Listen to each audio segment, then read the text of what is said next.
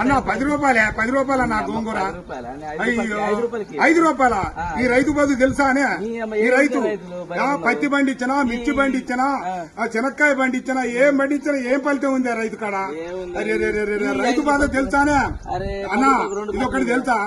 రైతు బాధ తెలుసా? నేను పంట పండించిన రైతు పత్తి ఏ ఫలితం లేకుండా రైతునయ్యి పుట్టినాను, రైతునయ్యి పెరిగినాను, రాయినయ్యి నేను పుడితే రంది లేకుంటుందనయ్యా. పత్తి పంట నేను ఎత్తే మిత్తి కన్నా ఎల్లలే. ఏం బతుకు ఏం బతుకు ఈ రైతు బతుకు చూడరా, ఏం బతుకు ఏం బతుకు. అరే మిర్చి పంట నేను ఎత్తే ఖర్చులన్నా బూడలే.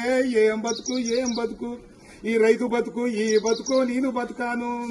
పల్లెరు గాయల్లో పలుగురాల చేనుకాడ పాములు తెల్లల్లా తిరిగి ఎద్దులాగా ఎద్దు నాగి వానగుంటల నీళ్లు దాగి ముళ్ళ కంచాలెక్కి దూకితే గడ్డి మోపే గొంగడాయే పెంటగడ్డే పక్కల ఎత్తుని అమ్మ బతుకు. ఏం బతుకు ఏం బతుకన్నా ఈ రైతు బతుకు ఏం బతుకు? అయ్యా 5 రూపాయలు కడుగుతాను. 6 నెలల బట్టి సాదుకొని నీ ఇంటికి వచ్చి బండి 5 రూపాయల కోసం అడుగుతావు. ఈ రైతు బతుకు ఎక్కడైనా చూసుకోలేవా? అయ్యయ్యా.